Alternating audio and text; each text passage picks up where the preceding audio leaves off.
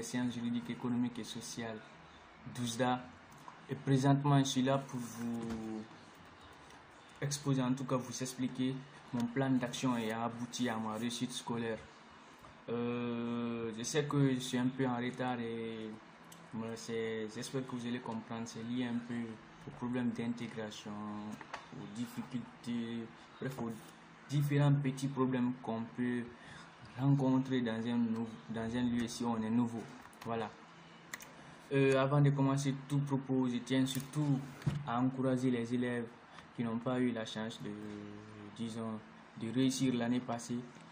Il faut qu'ils sachent que l'échec n'est pas fatal et aussi que la réussite, elle consiste, voilà, à tomber 1000 fois et à se relever 1001 fois. Voilà. L'important, c'est pas le fait de tomber, mais la vitesse avec laquelle vous vous relevez. Donc j'espère que par ces mots, ces gens-là vont se relever plus fort comme jamais et aller exterminer, disons, le bac. L'autre volet, voilà, c'est dirigé vers les élèves qui font leur première année au baccalauréat. C'est qu'il y a plein d'ambitions, que les gens qui veulent être premiers, deuxième, en tout cas, qui veulent figurer parmi les meilleurs de la République. Voilà. C'est pas difficile. Voilà, mais avec leur ténacité, leur détermination et tout, ils y arriveront, je l'espère bien, parce que c'est le moment de rendre hommage à notre professeur Hugo. Voilà, je disais que voilà, si tu as un rêve, il faut tenir à ton rêve, il faut beaucoup tenir à ton rêve, beaucoup tenir à ton rêve. Donc voilà quoi, par ces mots, j'espère que tout le monde fera de son mieux pour réussir à faire ce qu'ils veulent, parce que quand ils réussissent, c'est la réussite de la famille, c'est la réussite du milieu, de vos professeurs, de toutes les personnes qui ont cru en vous en fait. Genre, vous faites honte à tous ceux qui n'ont pas cru en vous. Donc imaginez l'émotion que vous pouvez recevoir quand vous parvenez à atteindre vos objectifs quoi. Voilà, on n'a pas le temps et sans plus tarder, donc on va essayer de commencer ces petits guides. Voilà, la première méthode, on l'a appelée, il faut être déterminé à devenir lauréat. Voilà, être déterminé à lauréat consiste en quoi? Voilà, ça regroupe plusieurs éléments parmi lesquels figure la ponctualité. Il faut être à l'heure à l'école parce que c'est la base. Voilà, il faut te documenter au maximum. Il faut il faut tous ces petits détails, suivre les conseils des professeurs, tout.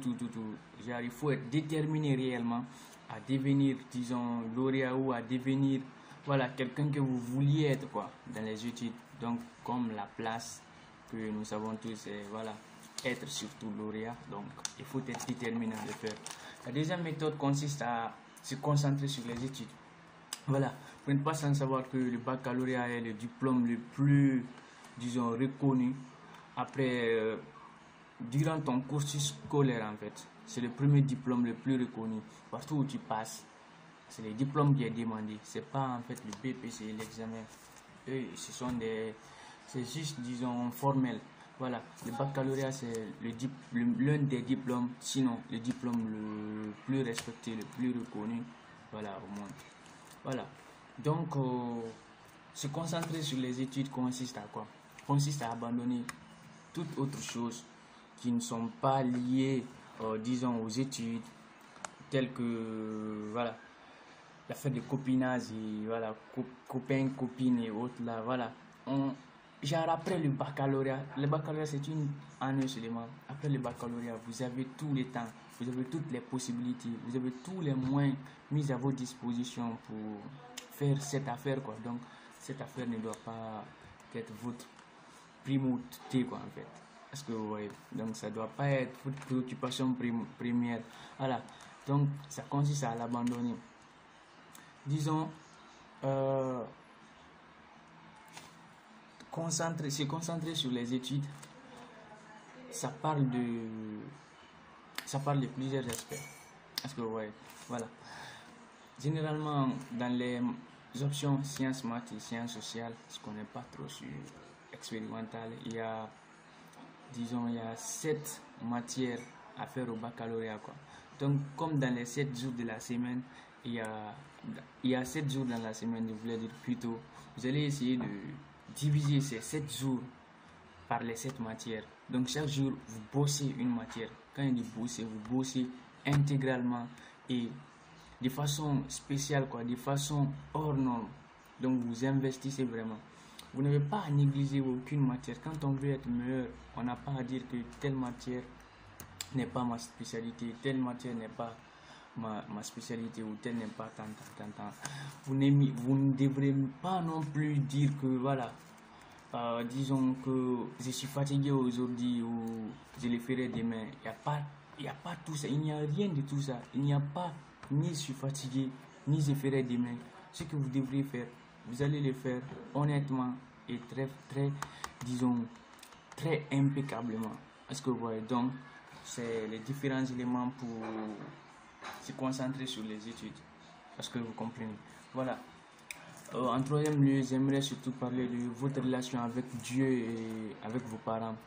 N'importe quelle religion vous êtes, n'importe qui, en qui vous croyez, voilà. Il faut mettre la religion avant tout. La religion, genre ton rapport avec Dieu, quoi. Ça compte plus que tout. Donc, après ça, il faut parler de tes relations avec tes parents. Il faut chercher tout possible, si possible, disons, toutes les bénédictions qui sont à avoir auprès de tes parents, quoi. Parce que, voilà, tu peux être, par exemple, au même niveau avec quelqu'un dans le domaine des études, mais dans le domaine des bénédictions, si tu le dépasses là-bas, frérot, mais tu risques de le dépasser dans les résultats. Les résultats peuvent faire défaut. Est-ce que vous comprenez? Donc, la bénédiction des parents, ça compte énormément, énormément. Et faites tout ce que vous pouvez pour vos parents. Tant que vous êtes auprès d'eux, faites tout ce que vous pouvez pour eux. Parce que quand vous serez lauréat, par exemple, vous serez amené à leur quitter. Donc, il sera trop tard pour faire n'importe ce que vous pouvez faire de façon directe. Donc, cherchez les bénédictions, si possible, toutes les bénédictions possibles. J'espère que j'ai bien été compris à ce niveau. Ça compte énormément. Donc, votre rapport avec Dieu et avec vos parents. Voilà. Le quatrième point, c'est le cas des annales. L'un des cas les plus importants, sinon le cas le plus important. Vous n'êtes pas sans savoir que, voilà, tous les sujets du baccalauréat sont en fait des sujets répétés. Si ce n'est pas des sujets de l'année passée ou c'est assez rare de l'année surpassée, en tout cas des années précédentes, tous les sujets au baccalauréat sont presque les mêmes. On les reprend seulement avec une autre forme. Quand je prends mon cas, au baccalauréat 2019, le sujet de français, c'était un sujet qui était venu en 2017, je crois, le rôle de l'écrivain. Voilà, quand je prends l'anglais, c'est le sujet qui est couramment répété à chaque fois, ça vient. Le sujet d'histoire, c'est deux sujets cumulés. Le sujet de 2011 en histoire et le sujet de 2016 en histoire, le sionisme au Proche-Orient. Voilà. Le sujet de géographie également, c'était venu en 2013. Voilà. Souvent, on a tendance à ignorer les mathématiques. Voilà. Il ne faut pas le faire. Si surtout vous faites les sciences sociales, il ne faut pas le faire. Il ne faut pas ignorer les mathématiques en fait. C'est là que beaucoup se différencient parmi les lauréats. Dans les matières littéraires, on peut être tous bien parce que c'est des matières littéraires. Mais les matières pratiques, parce que c'est là-bas notre faiblesse en fait. Si toi tu essaies de travailler sur cette faiblesse, mais mec, tu dépasses celui qui n'a pas travaillé sur ses faiblesses. Voilà. Donc il ne faut pas les ignorer. C'est le moment pour moi de rendre hommage à Mamadi Fanta Camara, parce que voilà, quand j'ai regardé dans les annales les pyramides des As, voilà, bien qu'on n'a pas vu à l'école, mais grâce aux aides de Mamadi Fanta Camara, ben, j'ai pu battre ça, quoi. Vous voyez une fois encore l'importance des annales, parce que j'ai vu dans le sujet, dans les annales géographie, le sujet du bac 2013, j'ai essayé de le traiter. Et je ne savais pas comment faire. Mais je suis parti vers un monsieur qui s'appelle Mamadi Fanta Camara. Ce monsieur m'a expliqué comment faire les pyramides, comment faire les petits calculs, tout. Voilà. Et tellement que Dieu est grand, Au sujet des baccalauréats, on nous donne le même sujet, quoi. Donc, c'était tout, donner tout pour tout, quoi, en fait. Est-ce que vous voyez? Donc, les annales. Voilà, ça, c'était du côté géographique. Du côté économie, c'est un sujet du bac, l'endettement 2014 en sciences mathématiques, je crois. Le sujet de philosophie, c'était le sujet de 2014 également, le rôle du peintre. Voilà. Et plein. Les exemples sont trop. Et même, j'aurais causé avec mes amis, certains de mes amis en sciences maths qui sont avec moi ici. Et ils disent également que leurs sujets, beaucoup étaient des sujets répétés. C'était des sujets antérieurs, tels que quand on prend mathématiques, c'était déjà venu et autres consorts. Il n'y a pas trop d'informations sur ces matières. Donc, annales à gogo, il y a beaucoup d'annales. Le cas des annales, il faut faire au maximum. Vous allez trouver les annales des 10 dernières années dans chaque matière. Essayez de trouver les annales des 10 dernières années dans chaque matière. Dans évidemment chaque matière. Chaque matière. Aucune matière n'est à négliger. La partie qui est souvent que tu négliges, c'est la partie là c'est ce qui t'emboîte les pas en fait. Donc, aucune matière n'est à négliger. On doit avoir tous les annales possibles. Si on ne trouve pas les annales des 10 dernières années, on va essayer de faire tout possible, au moins de trouver les annales des 5 dernières années. Parce que ça compte énormément, ça va énormément vous aider. Donc ça, c'était le cas anal. Après, on a le cas des professeurs. Dans ce cas, voilà, c'est niveau. Vous allez essayer de vous mettre dans la peau des correcteurs. Voilà, se mettre dans la peau des correcteurs, ça consiste à s'auto-corriger toi-même. Tu te mets dans la peau d'une personne. Tu prends ton devoir. En fait, tu lis quoi. Tu essayes de lire quelles sont les parties manquantes, quels sont les lieux qui font défaillance. Est-ce que tu vois comment ta feuille elle est présentée? Parce que le cas des professeurs, voilà, la partie professeur, ça englobe beaucoup de choses. Comment ta feuille est présentée? Quelles sont tes écritures? Tes écritures sont lisibles ou illisibles? Il y a il y a plein de trucs qui rentrent dans ça.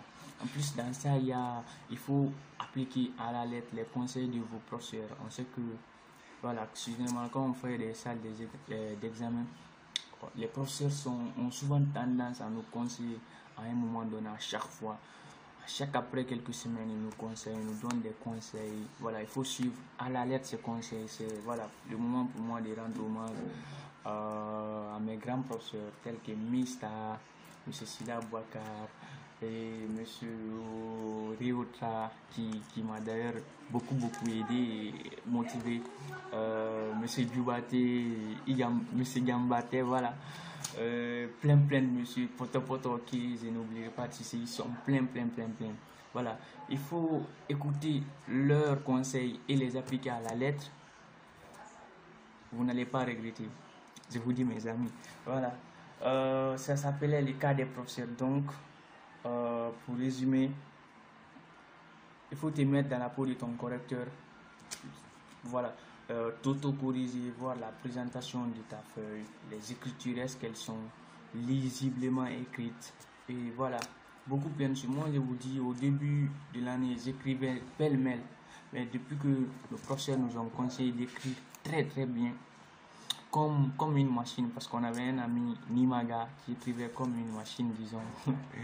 Voilà, d'écrire comme lui.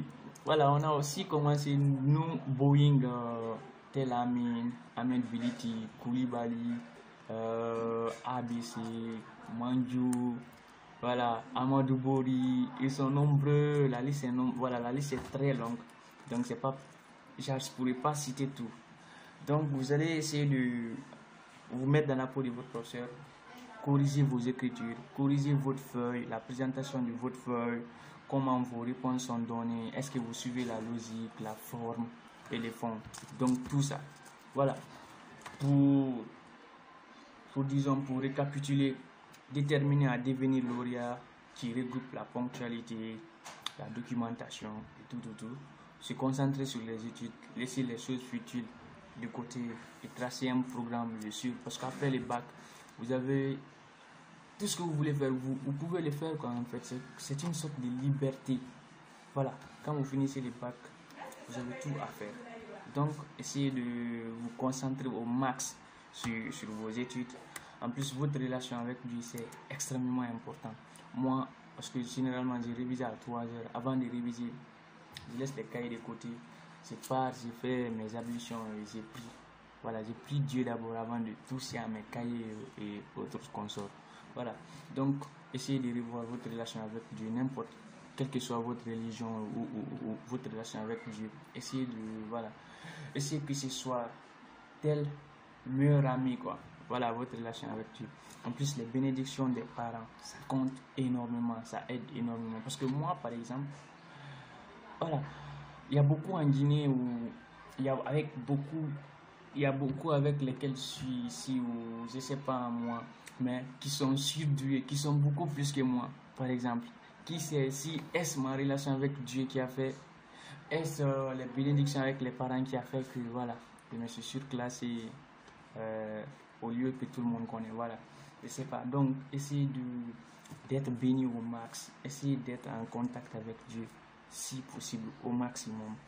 Donc après ça, on a les cas des annales, extrêmement importants à ne pas épuiser. Cherchez les annales, tous les annales possibles. Habituez-vous à traiter les sujets des annales. Parce que là, vous savez, dans tel sujet, quelle est la réponse qui est attendue. Dans tel sujet, quelle est la réponse qui est attendue. Voilà.